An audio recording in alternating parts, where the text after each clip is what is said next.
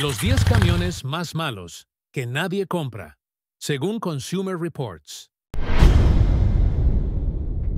¿Qué puede ser peor que comprar una troca y que te deje tirado en plena carretera? Hoy vamos a contar regresivamente las peores pickups que los compradores simplemente han rechazado por completo. Y no es por capricho. Estas camionetas no solo decepcionan, son auténticas pesadillas mecánicas que han vaciado carteras y provocado horas de pura frustración.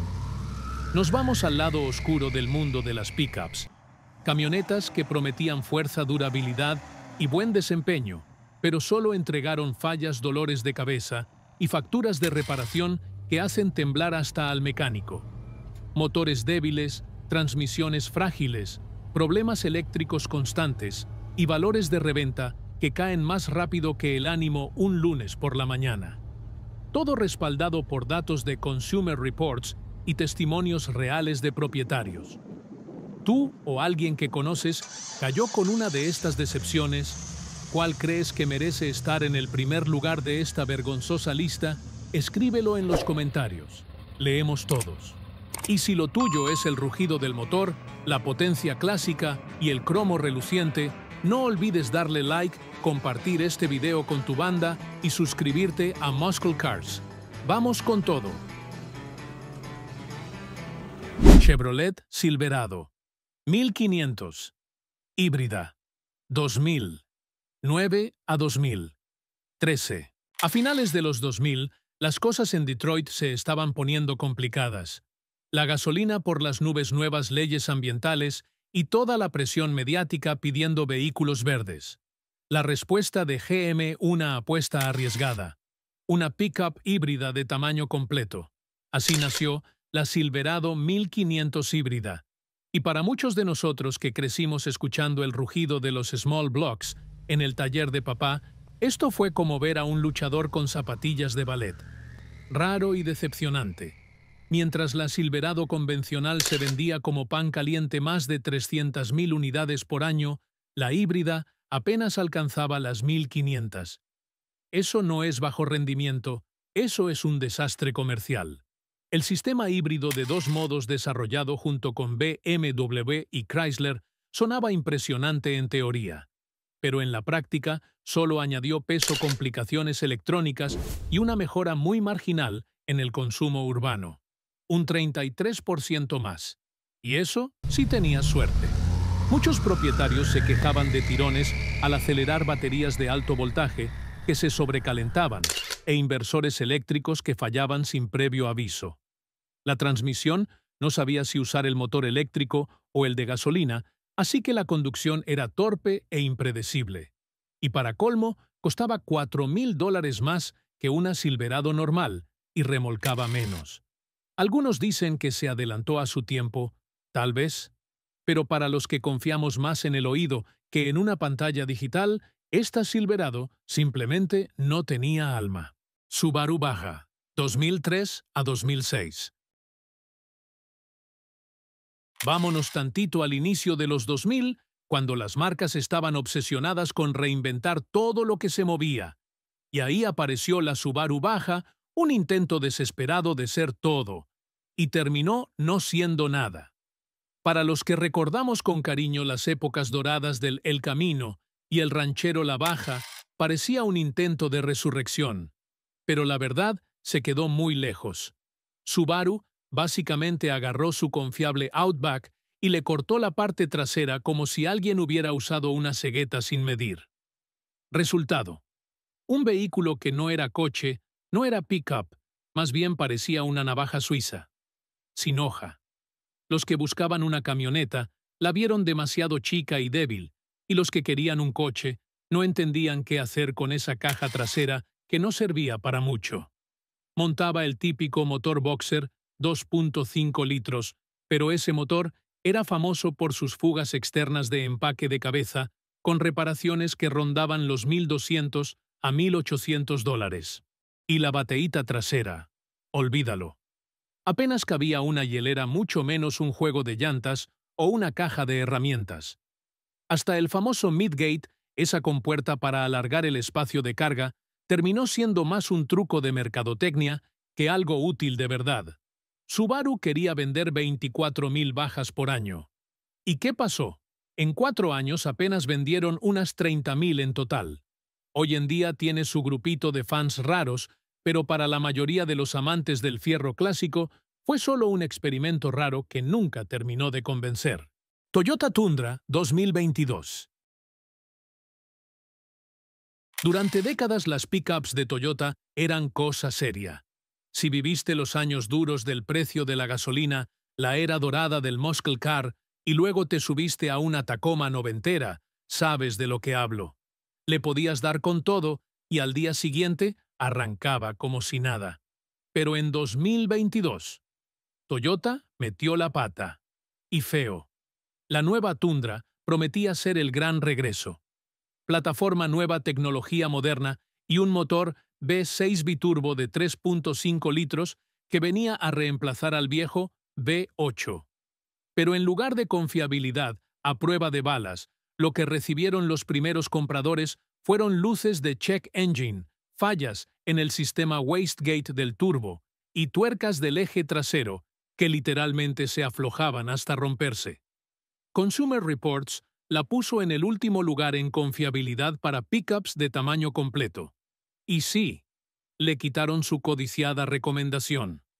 Algo que no le había pasado a una pickup Toyota en décadas. La peor parte. Esto no fue un error pequeño. Esto sacudió por completo la imagen de Toyota. Los fans de Hueso Colorado, especialmente los veteranos que confiaron en la marca por años, quedaron fríos. La nueva suspensión trasera Multilink, que prometía comodidad, trajo más dolores de cabeza mecánicos. Y la gigantesca pantalla de 14 pulgadas se congelaba o reiniciaba sola mientras ibas manejando. ¿Te imaginas? Hasta Toyota se equivocó. ¿Qué dice eso de la industria automotriz actual? ¿Alguna vez pensaste que una Tundra estaría en una lista de las peores pickups? Cuéntanos tu historia en los comentarios, sobre todo si alguna vez tuviste una Tundra vieja que aguantaba todo. Toyota T, 100,000, 900, 93 a 1900, 98. A principios de los 90, si estabas en el estacionamiento de la ferretería con tu F-150 medio madreada o una C-10 oxidada, probablemente viste algo raro. Una Toyota que parecía medio full size. Era la T100, el primer intento de Toyota por meterse al terreno de las pickups grandes. Pero en lugar de llegar con un V8 rompetierras, se aparecieron con un V6 de 150 a 190 caballos. Y sin cabina extendida. Para nosotros, los que crecimos oyendo rugir un Small Block 350 o sintiendo el torque de un Magnum, V8 la T100 simplemente no daba el ancho. No era una mala camioneta como todo lo de Toyota, estaba bien hecha y era confiable, pero no hablaba nuestro idioma. Sin V8, ¿en serio? Se quedó en ese limbo raro. Más grande que una compacta, pero sin llegar a full size. Y el mercado la ignoró. En su último año, apenas vendieron unas 6,000 en Estados Unidos. Aún así, hay que reconocerle algo. La T100 le dio a Toyota una lección que nunca olvidó. Si quieres conquistar al fan americano de pickups, necesitas potencia y presencia full size. Gracias a ese tropiezo, nació la Tundra de primera generación, ahora sí, con un V8 digno del nombre. Lincoln Blackwood, 2002. Los primeros años del 2000, cuando algunos entusiastas de las pickups empezaron a cambiar defensas cromadas por parrillas brillosas y las camionetas de lujo apenas comenzaban a meterse en escena. Pero mucho antes de que nombres como F-150 Platinum o Denali HD se volvieran parte del vocabulario diario, existió un experimento llamado Lincoln Blackwood. Ford, al ver el éxito del Cadillac Escalade, pensó, ¿y si hacemos una pickup de lujo? El resultado fue esta camioneta ultra negra, ultra brillante, de más de $52,000, que olvidó lo más importante que debe tener una pickup: ser útil. La caja estaba alfombrada, sí alfombrada, y cubierta con una tapa eléctrica que la convertía prácticamente en una cajuela gigante. Nada de cargar madera, nada de llantas de refacción sin preocuparte por rayarla. Sin tracción en las 4 ruedas, sin colores, sin opciones. Todo negro por dentro y por fuera, como si fuera diseñada para Batman, pero vendida en clubes de golf. Ford solo logró vender 3.383 unidades antes de cancelarla, y muchas se quedaron empolvadas en los lotes hasta el 2003. Para los amantes de los muscle cars que crecimos cuando una pickup era para ensuciarla, golpearla y usarla, la Blackwood fue una burla. Mucho lujo, cero utilidad. Chevrolet SSR 2003 a 2006. Si entraste a una agencia Chevy a principios del 2000, seguro te topaste con una rareza que parecía más un carrito de juguete que una camioneta real. Hablamos del SSR, una pickup convertible de diseño retro que intentaba rendir homenaje a las viejas Chevy Advanced Design de los 40s, pero se quedó a medio camino entre show car y experimento fallido. Tenía curvas de concepto, un techo duro retráctil eléctrico. Su gran novedad, que también fue su talón de Aquiles. Ese mecanismo fallaba, se trababa o se desajustaba con frecuencia, causando dolores de cabeza y reparaciones caras. Los primeros modelos traían un V8 de 5.3 litros, pero con casi 4.800 libras de peso, más bien se sentía como un coche de paseo que como una máquina para hacer quemones. Chevy luego le metió el LS2V 8 de 6.0 litros del Corvette, pero ya era tarde. Las ventas nunca despegaron. Apenas 9.000 al año, y en total solo se produjeron unas 24.000 unidades. La caja de carga, muy chica para ser útil, demasiado superficial para cargar algo en serio. El precio, cerca de $42.000, lo que costaba un Corvette, pero sin su desempeño. Aún así, para ciertos coleccionistas o entusiastas excéntricos, el SSR tenía su encanto raro. No era práctico, pero definitivamente llamaba la atención. GMC Canyon, 2004 a 2012. Seamos honestos, la primera generación de la GMC Canyon nunca tuvo una verdadera oportunidad de brillar. Llegó justo cuando las pickups medianas estaban perdiendo popularidad, y para colmo compartía casi todo con la Chevy Colorado, incluyendo sus problemas. Para quienes crecimos entre motores, V8 rugiendo en el taller, y pickups capaces de remolcar medio garaje del vecino, la Canyon simplemente no daba el ancho. El mayor punto débil fue su motor de 5 cilindros en línea de 3.5 litros. No tenía el ahorro de combustible de un 4 cilindros ni el torque de un 6 cilindros. Y peor aún, estaba plagado de fallas en la cabeza de cilindros, lo que causaba explosiones prematuras, marcha irregular y reparaciones caras. Súmale sensores defectuosos, interruptores de encendido problemáticos y un sistema eléctrico caprichoso, y tenías una camioneta que necesitaba más diagnóstico que un taller de performance moderno. GMC quiso posicionarla como una alternativa premium en el segmento mediano, pero los compradores no se lo creyeron. Las ventas cayeron en picada, y para el 2012 apenas se vendieron unas 2.200 unidades. Muchos concesionarios ni siquiera las tenían en stock, y quienes compraban una lo hacían más por falta de opciones que por gusto real. Eso sí tenía su encanto. El diseño era limpio y el manejo decente. Pero para los que exigimos músculo real en una pickup, parecía más una SUV compacta con caja trasera. Chevrolet Colorado, 2004 a 2012. Si entraste a una agencia Chevy a mediados de los 2000, con la esperanza de ver al digno sucesor de la legendaria S10, probablemente saliste decepcionado. La primera Colorado lucía prometedora. Diseño moderno, buen tamaño y un nombre nuevo. Pero bajo la carrocería era más relleno que evolución. Para los nostálgicos del rugido de una ZR2 o la simpleza de una C10 clásica, esta Colorado parecía más un prototipo que una pickup confiable. El problema más grande fue ese extraño motor de 5 cilindros en línea. Chevy intentó combinar eficiencia con potencia y al final no entregó ni una ni otra. Era propenso a fallos en válvulas, problemas en la cabeza del motor y detonaciones irregulares, todo mientras sonaba como aspiradora descompuesta. Luego vinieron los fantasmas eléctricos, tableros que dejaban de funcionar, interruptores de encendido que fallaban y resistencias del aire acondicionado que te dejaban sudando en plena carretera. Y la seguridad tampoco ayudó. Un recall por el interruptor de luz de freno dejó a muchos preguntándose si el auto de atrás siquiera sabría que estaban frenando. Al final de su ciclo en 2012, la Colorado ya tenía fama de ser esa pickup que comprabas si no encontrabas una Tacoma. O si tu fidelidad al moño dorado era más fuerte que tu sentido común. Dodge Dakota, 2005 a 2011.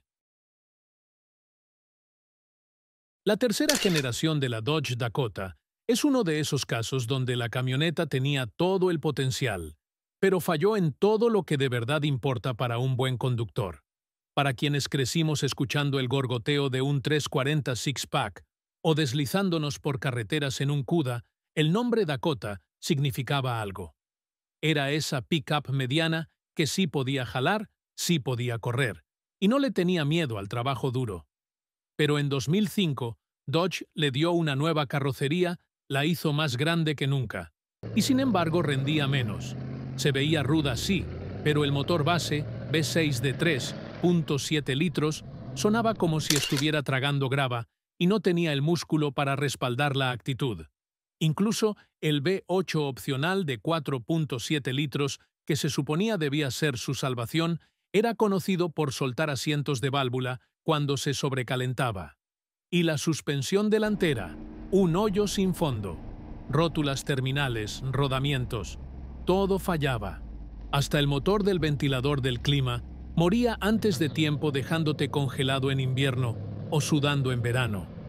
Para cuando salió la última, en 2011, ya se sentía como un fósil comparada con su competencia. Lo que fue un referente terminó como un recuerdo inflado y olvidado. Ford Explorer Sport Track, 2001 a 2010. Si alguna vez entraste a una agencia Ford en los 2000 y viste algo que parecía un Explorer con una caja pegada atrás, seguro era la Ford Explorer Sport Track. Una camioneta que quiso ser todo y no terminó siendo nada. La idea sonaba bien. Tomar la SUV más vendida de América y darle una caja para competir en el segmento pickup. Pero para los que aprendimos que una buena troca debe servir antes que lucir la Sport Track, siempre pareció un invento indeciso. Los modelos iniciales salieron plagados de problemas. La transmisión 5R55 se rendía antes de los 70.000 kilómetros y el motor V6SOHC de 4 litros tenía un fallo famoso en el tensor de cadena de distribución. Una reparación cara y dolorosa. Los interiores eran frágiles. Se rompían los elevadores de ventana, las manijas de puerta, y el manejo era áspero para un híbrido entre SUV y pickup. Las ventas lo dijeron todo. De 70.000 en 2001 a apenas 5.000 en 2010. Duró poco y con razón. Fue un producto hecho para un mercado que realmente no existía. Y ahí lo tienen. 10 de las peores pickups que salieron de la línea de ensamblaje directo al taller. Y a la frustración. Desde experimentos mal planeados hasta trocas sin potencia ni propósito, cada una de estas camionetas es una advertencia para entusiastas y compradores por igual.